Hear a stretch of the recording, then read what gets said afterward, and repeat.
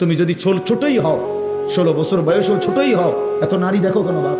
ছোট মানুষ এত উলঙ্গ ছবি দেখে, ছোট মানুষ এত নর্তকী দেখে, ছোট মানুষ এত নাচ গান দেখে। তুমি তো অসভ্য। এত কম বয়সে যে এত বেশি মোবাইলে নারী ছবি অশ্লীল দৃশ্য দেখো, তুমি তো লম্পট, চরিত্রহীন, তুমি তো অসভ্য, তুমি তো বেহায়া, নির্লজ্জ। তুমি যাকে দেখো মোবাইলের ছবি, সে তোমার মা না ফরমান? বলো একটা ছেলে, বলো তোমার মাকে দেখো। যদি মানুষের বাচ্চা হও, রক্তে যদি মানুষের রক্ত হয়, তো তুমি কল্পনা করো তো যে তোর মাকে এরকম দেখুক কেউ, তোর মাকে উলঙ্গ দেখুক কেউ, তোর বোনকে উলঙ্গ দেখুক, তোর মেয়েকে কেউ বিবস্ত্র দেখুক বেটা, তোর ফুফুকে দেখুক, তোর খালাকে দেখুক। তাহলে তুমি যাকে দেখছো সে কি কারো মা না? সে কি কারো বোন না? সে কারো মেয়ে না? সে কারো ফুফু না? সে কারো খালা না? এই জন্য মনে রাখো বাবা, আজকে তোমাদেরকে তোমাদের অভিভাবকরা মনে করছে তোমরা ছোট, আর সেই সুযোগে শয়তান তোমাদেরকে দিয়ে সমস্ত নষ্টামি করায় ফেলছে। চরিত্রহীনতা,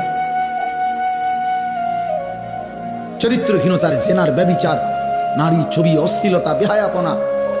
গত 2 দিন আগেও পত্রিকা আসছে বাংলাদেশে গত 1 বছরে, গত 10 বছরের চাইতে বেশি, আমি নিজে পড়ছি রিপোর্ট, এইডস আক্রান্ত মানে যৌন রোগে আক্রান্ত মারাত্মক যেটা মহামারী, HIV আক্রান্ত রোগীর সংখ্যা গত 10 বছরের চাইতে গত 1 বছরে বেড়ে গেছে। এবং উনি লিখছেন যে এর একটি বড় অংশ, রিপোর্টার লিখছেন, বিভিন্ন হসপিটালের জরিপ হিসাব করছেন, এই হসপিটালে চিকিৎসাধীন কয়জন, এর মধ্যে উনি লিখছেন বড় অংশ কিশোর, যুবক না, কিশোর। কিশোর মানে সর্বোচ্চ 13, 14, 15 বছরের ছেলেদেরকে বলে। যারা এই পরিমাণ অসভ্যতা করছে যে পৌঁছে গেছে এখন মহামারীতে, এইডসে আক্রান্ত। জন্য দোস্ত, একদিন ঘুম ভাঙবে, একদিন তুমি জাগবে। পৃথিবী তোমার অপেক্ষায় বসে থাকবে না। তোমার দাদা তোমার সাথে মরবে না, তোমার আগে মরে যাবে। তোমার আব্বা তোমার সাথে মরবে না। ওই যে দেখেন, ওই বেয়াদব দেখেন, ওই 2 বেয়াদব চুরি করে, মানে এমন গাদ্দার, যে গাদ্দারের কথা হইল আমি শুনবো না, তোমার মতো হুজুর না, তোমার আব্বা বললেও আমি শুনবো, আমি ছবি উঠাবো। আরে বেয়াদব, উঠে গেলে ভালো, এত রাত হয়েছে, ঘুমায় যাও বাবা, অথবা গিয়ে বাইরে অন্য ছবি দেখো।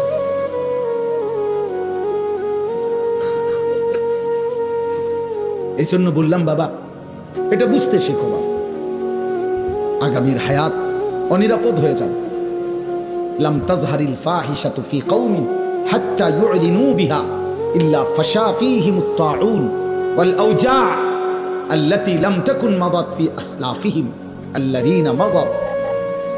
নবী সাল্লাল্লাহু আলাইহি ওয়াসাল্লাম বলেন, কোন সম্প্রদায়ের মধ্যে যদি জিনা, ব্যভিচার, নারী পুরুষ ছেলে মেয়ের অবাধ মেলামেশা বেড়ে যায়, খোদার কসম নবী বলছেন, এটা যদি একদম খোলামেলা হয়ে যায়, ব্যাপক হয়ে যায়, আল্লাহ নবী বলেন নিশ্চিত সেই সমাজে মহামারী আসবে, তাউন, এবং এমন রোগ ব্যাধি আসবে যা তোমাদের পূর্ববর্তীদের মধ্যে ছিল না।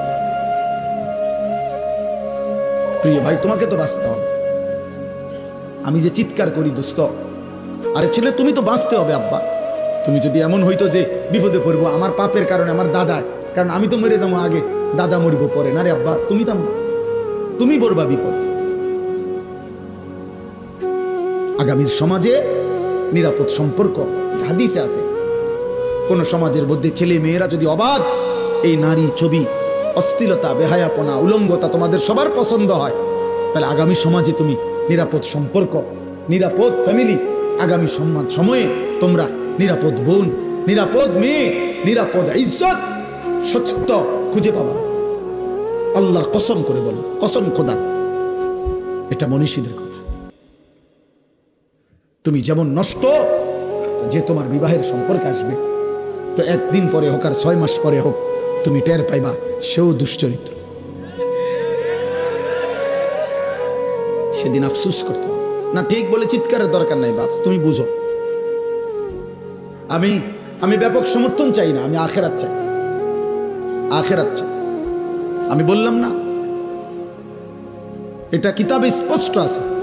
আপনারা যারা বাবারা আছেন আপনারা খুব বেশি খামখেয়ালি করতেছেন, খুব বেশি। আপনাদের ছেলেরা, এগুলো আপনাদের ছেলে, এই ছেলেগুলো এখানে যারা এখন বসছে আসছে, এরা নর্থ বেঙ্গল থেকে আসে না, পার্বত্য চট্টগ্রাম থেকে আসে না, খুলনা বরিশাল থেকে আসে না, এরা রংপুর বিভাগ থেকে আসে না, এরা এখানকার আশেপাশে সর্বোচ্চ 10 কিলোমিটার 20 কিলোমিটার জায়গার ছেলে। তো 20 কিলোমিটার জায়গার যদি এখানে 1000 ছেলে হয়, 2000 ছেলে হয়, আপনারা ভাবেন তো এই 2000 ছেলের মধ্যে আপনারা একজন চাচা যারা নামাজ পড়েন, এরকম একজন নামাজি চাচা আপনাদের এলাকার ছেলে, আপনারা এখন দেখেন, দেখলেই আপনি বুঝবেন যে এখানে যদি 2000 ছেলে হয়, কমপক্ষে 1900-1800 ছেলে বেনামাজি। আর যদি মিথ্যা বলি তো তোমরা প্রতিবাদ করো। তোমরা যারা আজকের সারাদিনে 5 ওয়াক্ত নামাজ পড়ছো, যুবক ভাই, কিশোর ভাই, তোমরা প্রতিবাদ করো যে না, আমরা হুজুর আপনাকে এখন প্রমাণ করব আমরা বেশি অংশ নামাজ পড়ি। বলো, তুমি চ্যালেঞ্জ করো, তাহলে বিচার হবে আমার, তাহলে আমার বিচার হবে। তোমরা যা বিচার করো আমি তা মাইনা নেব। হ্যাঁ, আমার ভিডিও হবে, বিচার তোমরা জানাই দিবা যে আমরা হুজুরকে অপমানিত করে দিছি ভুল ইনফরমেশনের কারণে। তাহলে একটি 92 থেকে 95% সংখ্যাগরিষ্ঠ মুসলিম দেশে, যেখানে চারিদিকে মসজিদ মাদ্রাসা, প্রতি ওয়াক্তের নামাজের আজান মাইকে হয়, হিন্দুস্তানের এমন অসংখ্য প্রদেশে, ইন্ডিয়ার মুসলমানের ওইখানের হিসাবে সংখ্যালঘু যদিও, আমাদের এখানের হিসাবে বেশি। বোঝেন নাই কথা? ইন্ডিয়ার মোট জনসংখ্যার কারণে হলো মুসলমান কম, কিন্তু আমাদের বাংলাদেশের সব মিলানোর চাইতে যে পরিমাণ, তার চাইতে ইন্ডিয়ায় মুসলমান বেশি। আমি নিজে ইন্ডিয়ায় তো ছিলাম 8 দিন 2022 সালে, আরও একবার গেছি 2018 সালে চিকিৎসার জন্য। তখন আমি তো ইন্ডিয়ার এমন প্রদেশে গেছি যেই প্রদেশের মুসলমান আছে কিন্তু কোনো মসজিদে প্রকাশ্যে আজান দেওয়া নিষিদ্ধ, এরকম বহু জায়গা আছে। কোথাও কোথাও আবার অনুমতি আছে অল্প কিছু জায়গায়।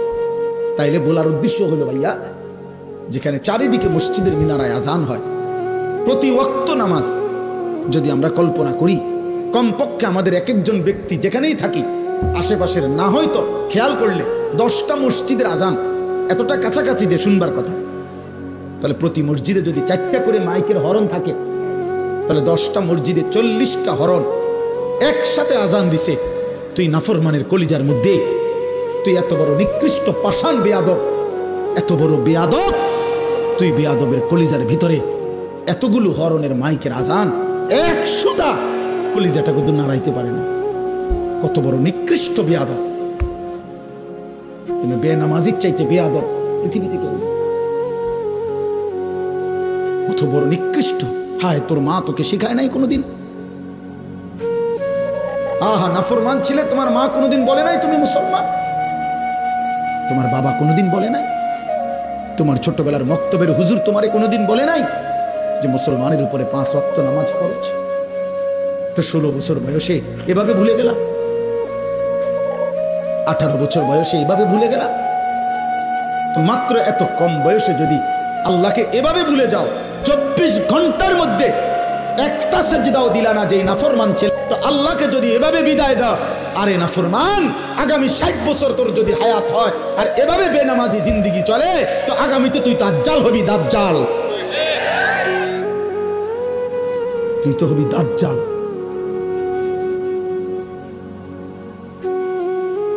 কত নারী দেখবি বেটা, কত উলঙ্গ ছবি দেখবি।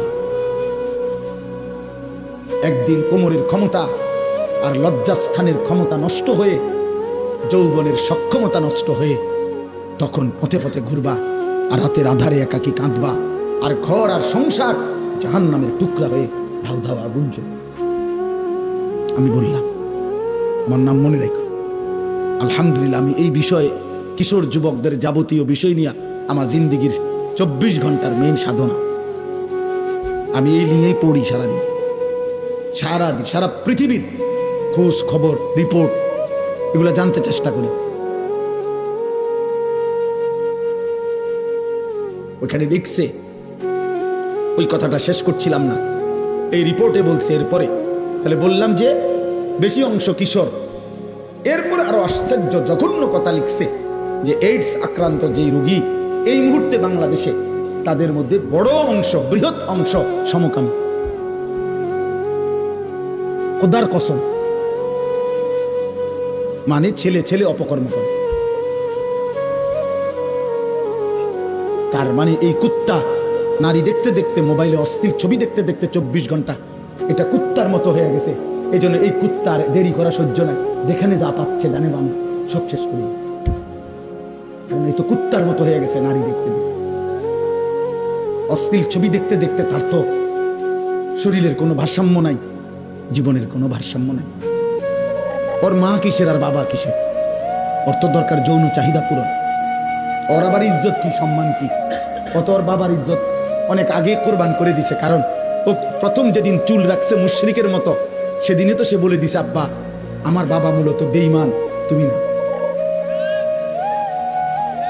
প্রথম যেদিন 5 ওয়াক্ত নামাজ একদিন পুরা ছেড়ে দিছে, সেদিনে তাই না ফরমান তার মাকে বলে দিছে, মা আমি মুসলমানের সন্তান না,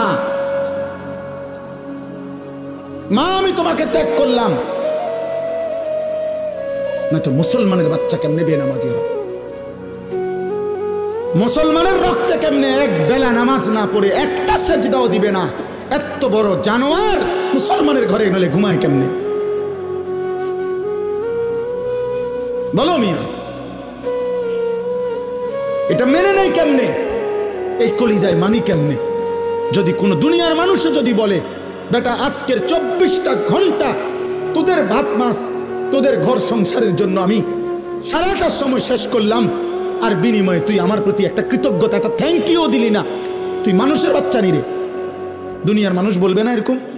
আমি যদি ওনার জন্য আজকের 24টা ঘন্টা আমি ওনার লেগে মনে করেন পরিশ্রম করলাম, বিনিময়ে ওনার মুখে আমি হাসি ফুটাই দিলাম, আর এই নাফরমান লোকটা যদি আমার উপকার থেকে উপকৃত হয়ে আরেকদিকে ফিরে জায়গা, আমার কলজাটার মধ্যে মানবনি এটা যে কিরে তুই মানুষের বাচ্চা নি, তুই লাগে আমি 24টা ঘন্টা এত কষ্ট করলাম, তুই কি তারে করলি? তুই তো আমার একটা হাসি মুখে বিদায়ও দিলি না, ভদ্রতাও দেখাইলি না।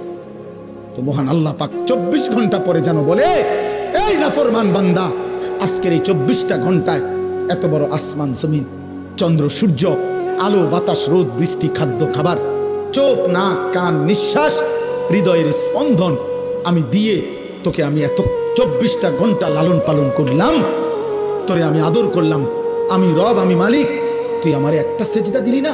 তুই মানুষের বাচ্চা।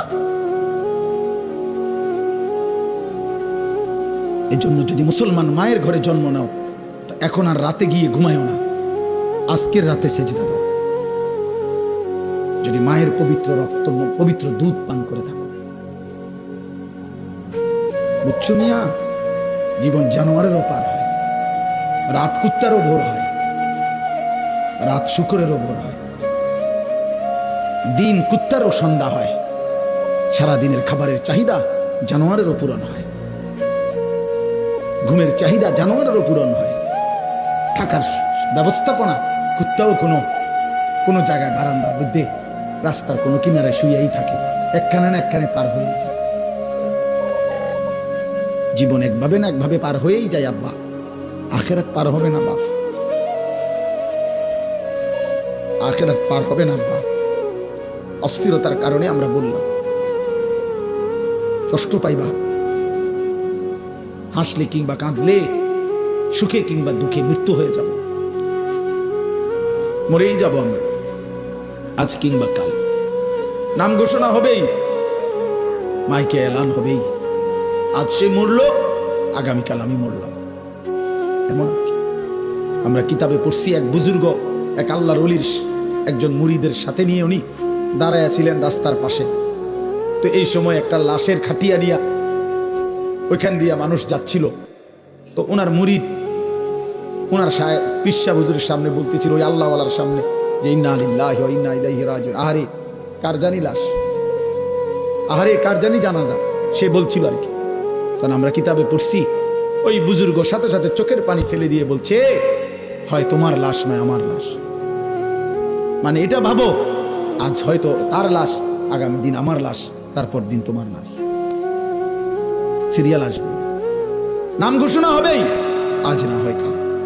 প্রতিদিন প্রিয় ভাই, প্রিয় ছেলে, প্রিয় বাবা, প্রতিদিন তোমার বয়সী যুবক মৃত্যুবরণ করে। প্রতিদিন রোড অ্যাক্সিডেন্টে কিশোর যুবক মারা যায়। প্রতিদিন মোটর সাইকেল অ্যাক্সিডেন্টে কিশোর যুবকের পাও ভেঙে যায়। প্রতিদিন কবরে নওজোয়ান দাফন হয়, মাটিতে দাফন হয়, দাফন। এই জন্য মৃত্যু নিশ্চিত। ওয়াজাআত সাকরাতুল মাউত বিল হক। আল্লাহ বলে, বান্দা মনে রেখো, সত্য সত্য মৃত্যুর যন্ত্রণা আসবে। ফালাউলা ইযা বালাগাতিল হুলকুম ওয়া আনতুম হিনাইদিন তানদুরুন ওয়া নাহনু আকরাবু ইলাইহি মিনকুম ওয়ালাকিন লা তুবসিরুন। আল্লাহ বলে, বান্দা মালাকুল মউত আজরাইল যখন রূহটা টান দিবে আর কণ্ঠনালীর কাছে যখন এসে আটকায় যাবে, তখন ছটফট করবে, আর তোমাদের আত্মীয় স্বজন চারিদিকে অবাক নয়নে তাকিয়ে থাকবে। আমি আল্লাহ তখন সেখানেই থাকবো। যদি কারো ক্ষমতা থাকে তো তোমাদের ওই মুমূর্ষ মৃত্যু পথযাত্রী ব্যক্তিকে তোমরা নিয়ে নাও, আমি আল্লাহ তাকে এখন মৃত্যু দেব, তোমরা পারলে রেখে দাও। আল্লাহ চ্যালেঞ্জ করে, ফালাউলা ইন কুনতুম গায়রা মাদিনিন। আল্লাহ বলেন, যদি বলো আখিরাত হবে না, যদি মনে করে থাকো নাফরমান, পরকাল বলতে কিছু নাই, তারজিউনাহা ইন কুনতুম সাদিকিন, তাহলে তোমাদের স্বজনকে ফিরিয়ে রাখো। তোর আব্বারে রেখে দে, ওই যে তোর বাপ মরে যাচ্ছে, আল্লাহ বলেন আমি তাকে এখন কবরের দিকে নেব, তুই তাকে দুনিয়ায় রেখে দে। আমি এখন তাকে মৃত্যু দেব, তুমি পারলে বান্দা তাকে রেখে দাও। পারবা তো বাপ? কথা বলে না। হাত্তা ইদা জাআ আহাদাহুমুল মাউত ক্বালা রাব্বিরজিউন। আল্লাহ বলে, যখন নাফরমানের মৃত্যুর সময় হয়, আজরাইল যখন এসে সামনে দাঁড়ায়, তখন নাফরমান চিৎকার দিয়ে বলে, আল্লাহ একটা বারের জন্য আমারে দুনিয়ায় থাকতে দেন, আর কিছুদিন থাকতে দেন, লাআল্লি আমালু সালিহান ফীমা তারাকতু।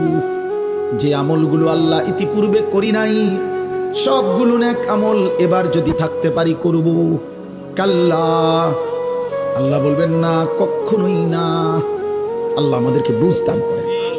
আমার ভাই, আমার বাবা, প্রত্যেককে বলি, আমাকেও বলি, আপনাকেও বলি, বয়স্ক চাচা আপনাদেরকেও বলি, আপনাদেরকেও বলি, গুনাহ ছাড়েন, গুনাহ ছাড়েন, গুনাহ ছাড়েন, গুনাহ ছাড়েন, গুনাহ ছাড়েন। এই দাদা, চাচা, গুনাহ আগুন, গুনাহ।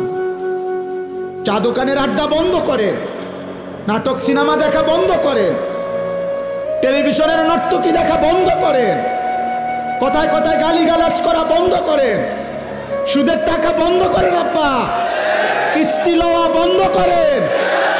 এই বুড়া মিয়া, জাহান্নামে যাবেন, জাহান্নামে, জাহান্নামে।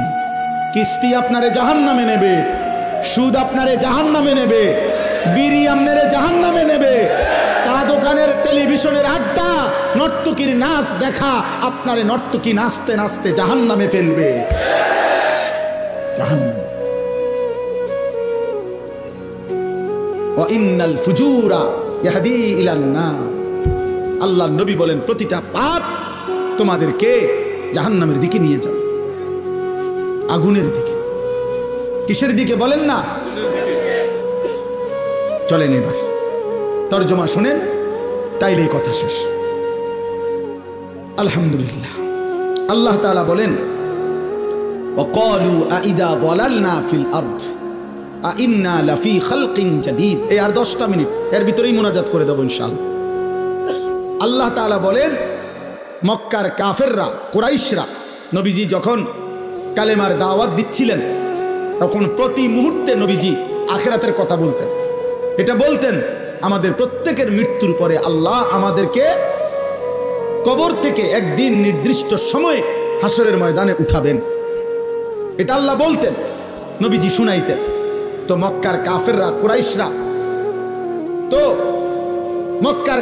কুরাইশরা বলতো, মুহাম্মদ যত কিছুই বলো, আমরা যখন মাটির সাথে মিশে যাব, কবরের অন্ধকারে হারিয়ে যাব, আমরা একদিন তো আমাদেরকে পুনরায় নতুন করে সৃষ্টি করে হাসরের ময়দানে উঠাবে। এটা কিভাবে সম্ভব? কিভাবে সম্ভব? অর্থাৎ একটা জিনিস চিন্তা করে দেখেন, একজন ব্যক্তি কবরে, মনে করেন এখানে 500 বছর আগে কবর ছিল, তো 500 বছর পরে মাটি পাবে কই, লাশ পাবে কই, হাড্ডি পাবে কই, চামড়া পাবে কই? হতে পারে ওই জায়গায় এখন খাল হয়ে গেছে, নদী হয়ে গেছে, হতে পারে না এমন? তো আল্লাহর কাছে আল্লাহ বলতেছে, এই কাফের বেঈমানরা এই যুক্তি দেখাইতো, এই কথা বলতো আর কি, যে মুহাম্মদ কিভাবে সম্ভব, পাইবে কোথায় আমাদের হাড্ডি গোস্ত? আল্লাহ বলেন, হায় বন্ধু, আমি আল্লাহর ক্ষমতার ব্যাপারে এরা সন্দেহ পোষণ করছে, অথচ আমি জীবন দিলাম, আমি মৃত্যু দিলাম, তাহলে যিনি জন্ম দিলাম, সৃষ্টি করলাম, যেই আমি আল্লাহ আবার মৃত্যু দিলাম, তো সেই আমি আল্লাহ পুনরায় সৃষ্টি করতে পারবো না কেন? এটা তো সহজ কথা। সৃষ্টি করলেন কে? মৃত্যু দিলেন কে? তাহলে এই দুইটা যিনি পারলেন, তো 3 নম্বর আখিরাত উনি পারবেন না কেন? আল্লাহ তাআলা বলেন, বাল হুম বিলিকাই রাব্বিহিম কাফিরুন। হে বন্ধু, মনে রাখবেন, সমস্ত কাফের মুশরিকদের বক্তব্যের মূল কাহিনী হলো, মূল ঘটনা হলো, তারা আখিরাত বোঝে না, এটা না, আখিরাত বুঝে, বরং ওরা এটা বুঝে যে আখিরাত মেনে নিলে গুনাহ ছেড়ে দিতে হবে, আখিরাত মেনে নিলে আল্লাহর ইবাদত করতে হবে, আখিরাত মেনে নিলে আল্লাহর মুখোমুখি হইতে হবে, আখিরাত মেনে নিলে ফুলসিরাত পার হইতে হবে, আখিরাত মেনে নিলে আমলনামা হাতে নিতে হবে, আখিরাত মেনে নিলে নিজেদের জিন্দেগির অসভ্যতা ছেড়ে দিতে হবে। এই জন্য এগুলো চায় না, পছন্দ করে না, মানে আমার গোলামি করবে না, আমার নাফরমানি ছাড়বে না, এই জন্য বলে আল্লাহ আখিরাত করতে পারবে না। আসল কথা হইলো হেরাও বোঝে পারবে, কিন্তু এই বাস্তবতা ইচ্ছা করে বুঝেও না বুঝার ভান করে অস্বীকার করে। নাউজুবিল্লাহ। এবার আল্লাহ বলেন, এই দেখেন তর্জমা শুনেন, একবার সহজ তর্জমা। আল্লাহ তাআলা বলেন, কুল, হে নবী আপনি বলে দেন, ইয়াতাওয়াফাকুম। আরে ভাই কথা বলো না, বাবা কথা বলো না, যারা দূরে যাচ্ছ যাও, কোনো সমস্যা নাই, কথা বলো না আব্বা। কুল ইয়াতাওয়াফাকুম মালাকুল মাউত আল্লাযী বুক্কিলা বিকুম। এ শুধু অনুবাদ বললে আপনি বুঝবেন। আল্লাহ বলেন, হে নবী আপনি বলে দেন, তোমাদের প্রত্যেককে আমি আল্লাহর পক্ষ থেকে নির্ধারিত ফেরেশতা মালাকুল মউত আজরাইল তোমাদের মৃত্যু ঘটাবেন, জান কবজ করবেন, মানো কিংবা না মানো, ঘুমে থাকো সজাগ থাকো, হাসো কিংবা কাঁদো, রাতে কিংবা দিনে, একাকী কিংবা প্রকাশ্যে, সুখে কিংবা দুঃখে, রাজপ্রাসাদে কিংবা কুড়ে ঘরে, আমি আল্লাহর হুকুমে আজরাইল তোমাকে মৃত্যু ঘটাবেই ঘটাবে, জান কবজ করবেই করবে কিনা বলে? মৃত্যু হবে তো? ইতিপূর্বের মানুষগুলোর মৃত্যু হয়েছে তো, তাহলে আমাদের মৃত্যু হবে না কেন? আমার দাদা মরলো কেন, আমি মরবো না কেন? আমার বাপ মরলো কেন, আমি মরবো না কেন? তার মানে পূর্বসূরীরা মারা গেছেন, আমরাও মৃত্যুবরণ করব। সুম্মা ইলা রাব্বিকুম তুরজাউন। আল্লাহ বলেন, অতঃপর তোমাদের সকলকে আমি আল্লাহর সামনে কিয়ামতের দিন একত্র করা হবে। তাইলে এই দুইটা কথা, এটাই মূল কথা। আল্লাহ বলে, বান্দা আজ যেমন চোখে দেখছো মৃত্যু হবে, এটা যেমন চোখে দেখার কারণে মেনে নিচ্ছ, অচিরেই এটাও শুনো আখিরাত হবে, সেটাও চোখে দেখবা, সেদিনও তুমি মানতে চাইবা, আবার আসতে চাইবা, কিন্তু আমি আল্লাহ ফেরত দেব না। এই দেখেন এরপরের আয়াত, আল্লাহ বলেন, ওয়ালাউ তারা ইদিল মুজরিমুনা নাকিসু রুউসিহিম ইনদা রাব্বিহিম। বন্ধু নবী আমার, সেদিন হাসরের ময়দানে দেখবেন, এই আমি আল্লাহ যাদেরকে একত্র করছি, এই নাফরমান পাপীরা, অবাধ্য মুশরিক বেঈমান পাপী, আমার অবাধ্য বান্দারা, আমি আল্লাহর সামনে মাথা নুয়ে লজ্জায় অপমানে দাঁড়িয়ে থাকবে। দাঁড়িয়ে কি করবে? বলবে আল্লাহর কাছে, রব্বানা আবসারনা ওয়া সামি'না। আল্লাহ আজকে গোটা হাসরের ময়দান আমি নিজ চোখে দেখলাম, ওয়া সামি'না, নিজ কানে সব কথা শুনলাম, ইন্না মুকিনুন, আজ আমি পুরা বিশ্বাস করলাম, ফারজি'না না'মাল সালিহান। অতএব এই আখিরাত থেকে, হাসরের ময়দান থেকে আপনি আমারে আরেকবার দুনিয়ায় পাঠান, এবার যদি পাঠান আমি নেক আমল করব। কি শূন্য কি বলা উচিত? সুবহানাল্লাহ। কি লেগে সুবহানাল্লাহ? বুঝেন নাই হিসাবটা? উনি এখন নেক আমল করার সুযোগ চাচ্ছে কখন? আখিরাতে গিয়া। বলতেছে আজ, ওই যে আমি বললাম আজ আমরা মৃত্যু দেখি, এজন্য মৃত্যুর ব্যাপারে ইয়াকিন আমাদের। সেদিন আখিরাতও আমরা দেখব, হাসরের ময়দানও আমরা দেখব, হাসরের মাঠও আমরা দেখব। আর নাফরমান পাপী আল্লাহর সামনে মাথা নুয়ে বলবে, আল্লাহ সব দেখলাম, সব শুনলাম, মানলাম, আমারে আরেকবার দুনিয়ায় পাঠান, আমি এবার গেলে নেক আমল করব। খোদার কসম আল্লাহ বলবেন, ওয়ালাউ শি'না লাআতাইনা কুল্লা নাফসিন হুদাহা। এই নাফরমান বান্দা, আমি তো ইচ্ছে করলে দুনিয়ায় থাকতেই তোকে বাধ্য করে আমার বন্দিগি করাইতে পারতাম। পারত? আমাদের এই সবগুলো লোককে নামাজ পড়াইতে, সেজদা দেওয়াইতে আল্লাহ সম্ভব? আল্লাহর পক্ষে? আল্লাহ পারবেন? কথা বলেন না। আমরা যারা এক ওয়াক্ত নামাজ পড়ি না, আল্লাহ আমাদের সাথে পারবে তো? আল্লাহ আমাদের উপরে শক্তি প্রয়োগ করলে আমরা সেজদা দিতে বাধ্য হব তো? কিন্তু প্রশ্ন হইল তখন পুরস্কার দিবে কেন? যদি বাধ্যই করে, যদি আল্লাহ বল প্রয়োগ করাইয়া আমার সেজদাই করায়, তো পুরস্কার কিসের আবার? এইটা হলো মূল। আমি যদি এখন এই লাইটটাকে বলি, হে লাইট, এ আজকের মাহফিলে তুমি 6 ঘন্টা ধরে নীরবে সুন্দরভাবে জ্বলে থাকার কারণে তোমাকে 100 টাকা গিফট করলাম, তো লাইট কি বলবে? জি না, না আমার কৃতিত্ব কি? এটা সুইচওয়ালার হাতে সব। ওই বন্ধ করে দিলে আমি বন্ধ, ওই জ্বালায় রাখলে আমি জ্বালাইয়া রাখে, তো এখানে আমার ক্রেডিট কি? আমার কীর্তন পুরস্কার দিবে? পৃথিবীর কেউ এই জন্য লাইটকে পুরস্কার দিবে না। তাইলে আল্লাহ যদি আমাদেরকে জবরদস্তি করে বাধ্য করাইয়া বন্দিগি করায়, আজকে যারা যারা আমরা নামাজ পড়ি নাই, মনে করেন ভাই, আমরা ঘুমের সময় যদি ফেরেশতা একটা থাপ্পড় মারে, একটা চটকনা ঠানা চটকনা মারে, যে ওঠ একটা সেজদা দে, এক থাপ্পড়ে তো তার 14 গোষ্ঠী আর কোনোদিন নামাজ ছাড়বে না। ফেরেশতার শক্তি তো অসম্ভব। এই জন্য বললাম, তা আল্লাহ বলেন আমি চাইলে তো পারতাম বান্দা, জোর করে তো তোমারে বন্দিগি করাইতে পারতাম, কিন্তু তখন আমি পুরস্কার দেব কেন? তখন আমি পুরস্কার দেব কেন? এই জন্য আল্লাহ বলেন আমি তো সেদিন দুনিয়ায় কোরআনের মাধ্যমে, নবী রাসূলের মাধ্যমে, আমার ওয়াহির মাধ্যমে, কত লক্ষ উলামায়ে কেরামের মাধ্যমে, কত ওয়াজ, কত মাহফিল, কত জুমার বয়ান, কত চোখের পানির বিনিময়ে আমি তোমার কাছে কথা পৌঁছাইছিলাম যে বান্দা, আমারে না দেখে, আখিরাত না দেখে তুমি আজকে দুনিয়ায় আমার গোলামি করো, বন্দিগি করো। আজকে আখিরাতে আমি ইচ্ছে করেছিলাম, চেয়েছিলাম তুমি দুনিয়ায় আমারে সেজদা করবা, আজ আমি আখিরাতে নিজ হাতে তোমার হাতে পুরস্কার তুলে দেব। কিন্তু তুমি আমার কথার কদর করলা না, তুমি আমার কথা পাত্তা দিলা না। ওয়ালাকিন হাক্কাল কাউলু মিন্নি লাআমলাআন্না জাহান্নামা মিনাল জিন্নাতি ওয়ান নাসি আজমাইন। অতএব হে নাফরমান, আজ আমার চূড়ান্ত ফয়সালা, আমি আল্লাহ তোমার মতো নিকৃষ্ট নাফরমান বেঈমান মানুষ এবং জিন দিয়ে আমার জাহান্নাম পূর্ণ করব, পূর্ণ করব। আজ আমি মাফ করব না, বিচার করব। সেদিন আমি দুনিয়ায় মাফ করতে চেয়েছিলাম, আল্লাহ এখন আমাদেরকে মাফ করবে এ কথা বলছি কিনা?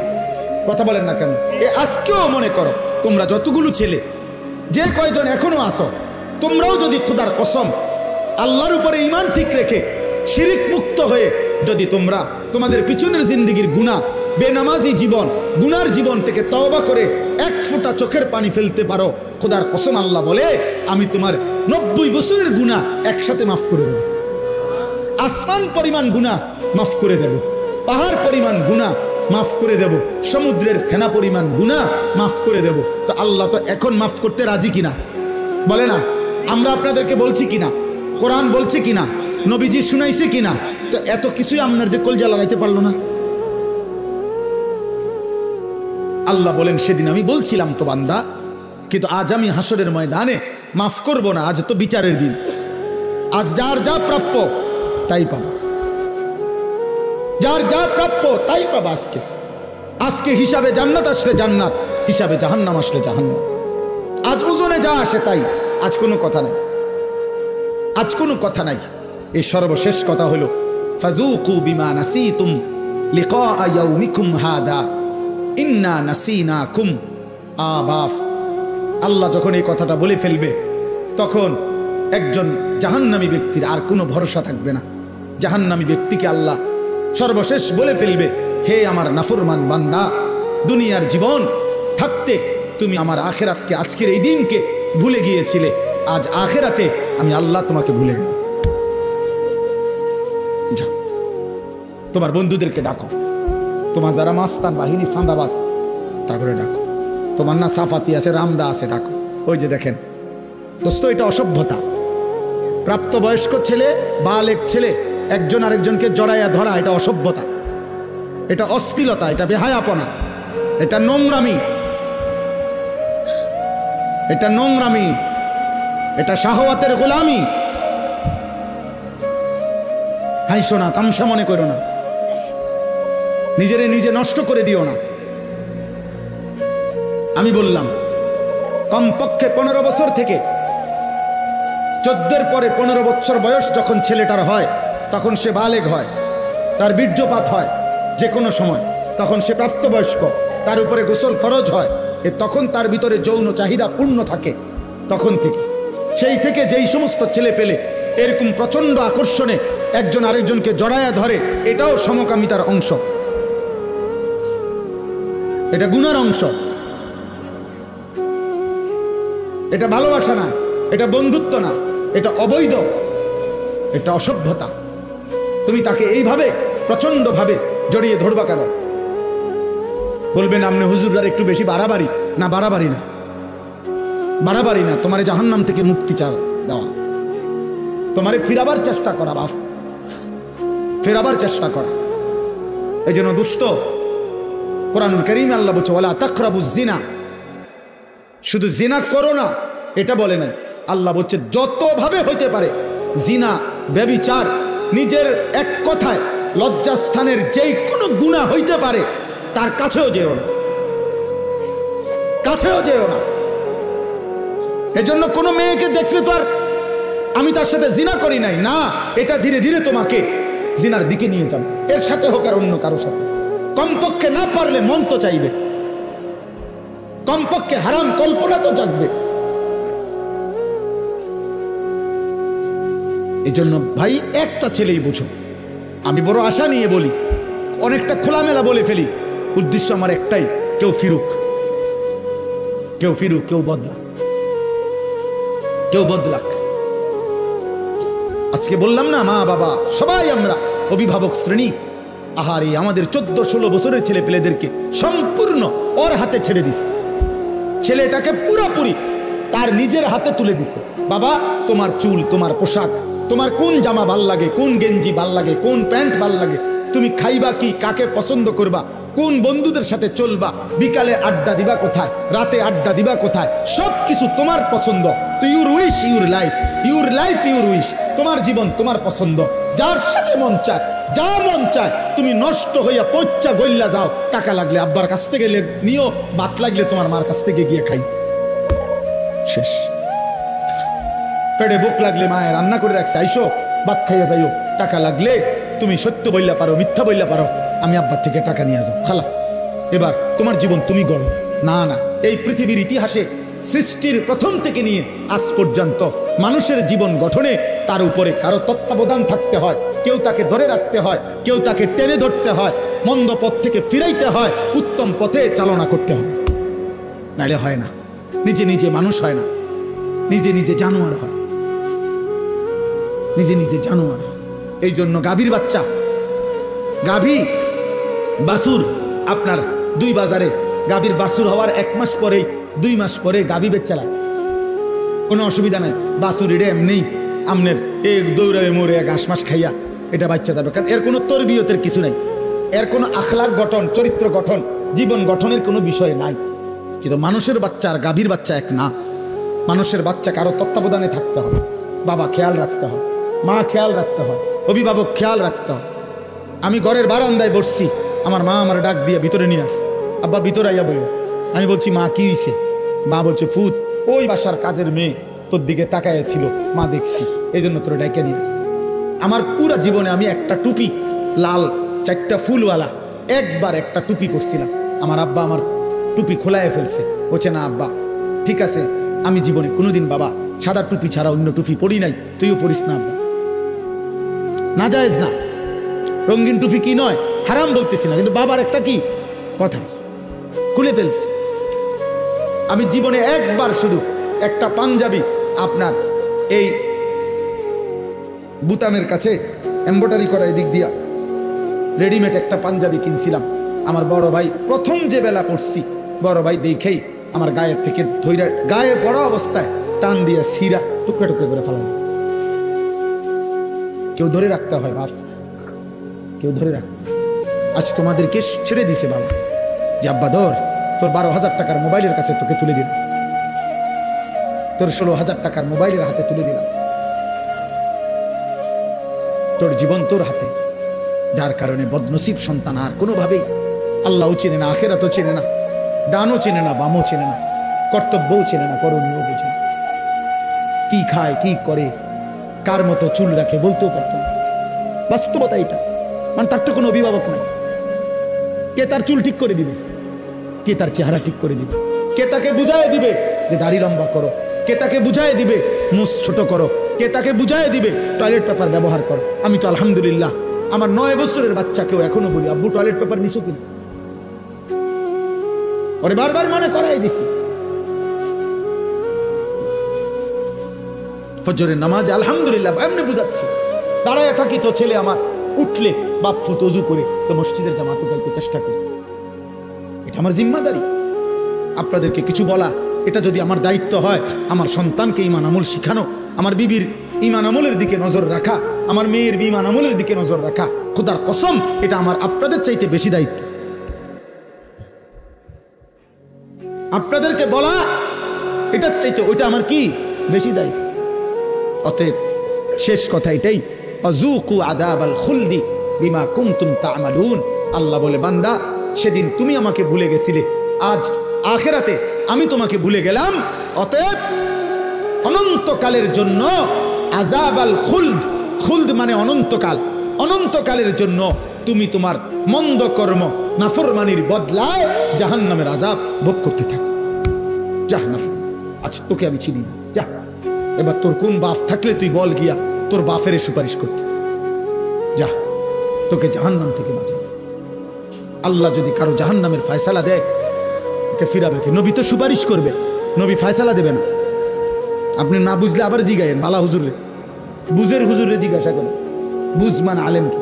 নবী সাল্লাল্লাহু আলাইহি সাল্লাম সুপারিশ করবে, সুপারিশ মানে ফয়সালা, সুপারিশ মানে আবেদন, আবেদন। দরখাস্ত মানে ফয়সালা, দরখাস্ত কারো কাছে দিতে হয়, অন্য কেউ এটা কি করে মঞ্জুর করে। তো নবী তো সুপারিশ করবেন, ফয়সালা দেবে কে?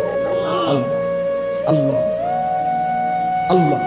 এজন্য নবীজিকে আল্লাহ বলছে বন্ধু এ পরিমাণ আমি জাহান্নাম থেকে মুক্তি দেব, আপনার উম্মত জান্নাতে আমি এত বেশি পরিমাণ দেব আপনার মুখে হাসি ফুটবে, আপনারে খুশি করাবো, আপনারে নারাজ করব না।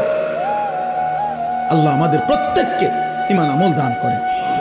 আল্লাহ আমাদের প্রতিটা সন্তানকে কবুল করেন, এই মাদ্রাসা আল্লাহ কবুল করেন, এই এতিমখানা আল্লাহ কবুল করেন, এই মাদ্রাসা আল্লাহ সরকারি মাদ্রাসা, এখন দাখিল না আলিম, দাখিল মাদ্রাসা আল্লাহ কবুল করে নেন।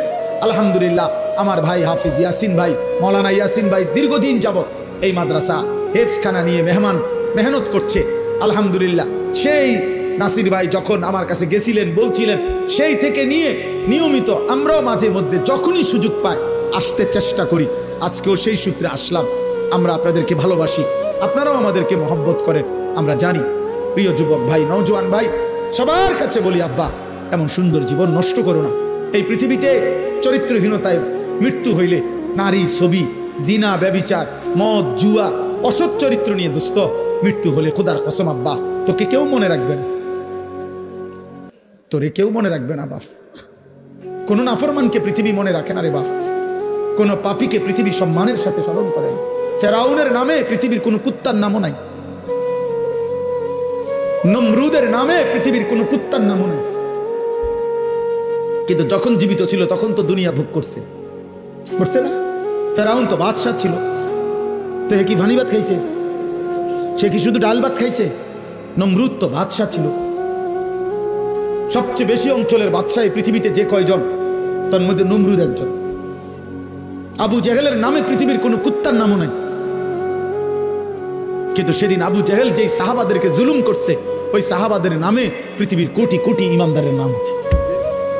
উমাইয়া ইবনে খালফ যেই বেঈমান হযরত বেলালকে কষ্ট দিছে তার নামে পৃথিবীর কোনো জানোয়ারের নামও নাই, কিন্তু বেলালের পবিত্র নাম কোটি কোটি ইমানদারের আছে,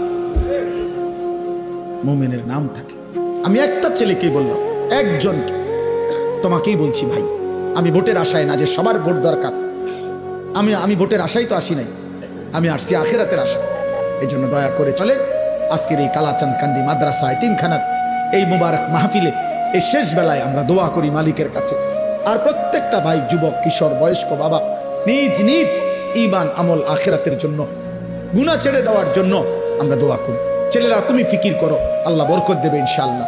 প্রতিদিন আমি আশার খবর বলি, প্রতিদিন এই গুনার রাজ্যে, গুনার এই সয়লাবের মধ্যেও প্রতিদিন উল্লেখযোগ্য পরিমাণ ছেলে পেলে, কিশোর, যুবক, মুসলিম প্রত্যেক দিন আলহামদুলিল্লাহ বাংলার জমিনে গুনাহ আর অসভ্যতা ছেড়ে দিয়ে আল্লাহর পথে ফিরতেছে আলহামদুলিল্লাহ। এমন ছেলের খবর যদি তোমার দরকার হয় আমার সাথে যোগাযোগ করো, আমি শোনাবো ইনশাআল্লাহ। আমি নাম দেব, ঠিকানা দেব, তুমি দেখে আইসো। যে ছিল চরিত্রহীন সে এখন ইমানদার, যে মেয়ে ছাড়া নারী ছাড়া বুঝতো না সে এখন পাক্কা তাহাজ্জুদের রাত গভীরে চোখের পানি ফেলে সেজদা। মনে করো না 2-4 জন ফালতু লোকের কারণে, 2-4 জন চরিত্রহীনের কারণে পৃথিবী ইসলাম আটকায় যাবে। না বাস, ইসলাম আছে, ইসলাম থাকবে, আল্লাহর দিন থাকবে। আবু জেহেল সেদিন বিরোধিতা করছে, আবু জেহেল নাই, ইসলাম আছে। আবু লাহাব নাই, ইসলাম আছে, আছে না? এই জন্য আমাদের কেউ যদি না মানি, এ কারণে ইসলাম ঠকবে না, দিন ঠকবে না, আল্লাহর কোরআন ঠকবে না। কে ঠকবে? আমরা, আমি ঠকব। আল্লাহ আমাদেরকে মাফ করে দেন। আমার জন্য দোয়া করবেন, আমার মাদ্রাসার জন্য দোয়া করবেন। আমার যে ছোট্ট মাদ্রাসা কুমিল্লা ক্যান্টনমেন্ট ময়নামতি সাহেবের বাজার, প্রতি মাসের দ্বিতীয় শনিবার মাসিক ইসলাহি মাহফিল হয়। আগামী শনিবার 13ই ডিসেম্বর ইনশাআল্লাহ সকাল 10টা থেকে 12:30 পর্যন্ত মহিলাদের জন্য বয়ান হয়। আসর থেকে এশা পুরুষদের জন্য বয়ান হয়। ছেলেদেরও দাওয়াত দিলাম, বাবাদের কারো সুযোগ থাকলে যাওয়ার চেষ্টা করবেন। আমার একটা দোয়া চাই বিশেষভাবে, আমি একটা 1 মিনিটে বলি। আমার জীবনের একটা বড় স্বপ্ন, মুসলিম কিশোর যুবক ছেলেরা আল্লাহর দিকে ফিরবে, আল্লাহর দিকে ব্যাপকভাবে ফিরবে, নামাজি হবে, আগামী দিনে ইনশাআল্লাহ মাহদির পক্ষে লড়বে, এমন একটা স্বপ্ন আশা নিয়ে মুসলিম কিশোর যুবকরা যেন ব্যাপকভাবে ওযু, নামাজ, ঈমান, আমল, আখলাক, চরিত্র শিখতে পারে। এজন্য আমি একটা ভিন্ন উদ্যোগে আমার মাদ্রাসায় 118 শতক জায়গা একসাথে আমি কিনছি, প্রায় 2.5 কোটি টাকার উপরে জায়গার দাম, মাটির দাম। একটা উদ্দেশ্য, এই স্কুল, কলেজ, ইউনিভার্সিটি সহ সর্বস্তরের মুসলমান যেন বছরের যেই কোনো দিন, যার যেটুকু সময় আছে, এটুকু সময় যখনই আসবে কিছু না কিছু দিন শিখবে। ওযু, নামাজ, সূরা, কেরাত, দোয়া, কালাম, এরকম একটা আশা নিয়ে আমি একটা পূর্ণাঙ্গ বড় মাদ্রাসা করতে চাই। আমার স্লোগান, যে আসবে যখন, দিন শিখবে তখন, যার সময় যতক্ষণ, দিন শিখবে ততক্ষণ। শুক্রবার অনেকের ছুটি আছে, শনিবার অনেকের ছুটি আছে, কোনো পরীক্ষার বন্ধ আছে, সে ওযু শিখুক, নামাজ শিখুক। আলহামদুলিল্লাহ আমরা গত এই 1 বছরে আপনার 2 বার আমরা স্কুলের ছেলেদের জন্য আমাদের মাদ্রাসায় কোর্স করাইছি। এই পর্যন্ত প্রায় 450 ছেলে, না 350, 150, 500 ছেলে মোট এই পর্যন্ত আলহামদুলিল্লাহ 2 বারে আমাদের 30-32 জন ওস্তাদের কাছে 3 দিন লাগাতার থাইকা আমাদের মাদ্রাসা যখন বন্ধ দেয়, এই বন্ধের সময় আমরা 3 দিনের আয়োজন করি। এই বন্ধে আপনার আলহামদুলিল্লাহ ওযু, নামাজ, সূরা, কেরাত, 4টা সূরা, প্রয়োজন পরিমাণ কিছু সুন্নত আমল, ওযু, ইস্তেঞ্জা, টয়লেট, বাথরুম, ঢিলা, কুলুপ, পাক নাফাকের কিছু মাসআলা আমরা তাকে দিবারাত্রি প্রতিদিন 11 ঘন্টা করে কোর্সের মাধ্যমে 3 দিন লাগায়া শিখাইছি। আলহামদুলিল্লাহ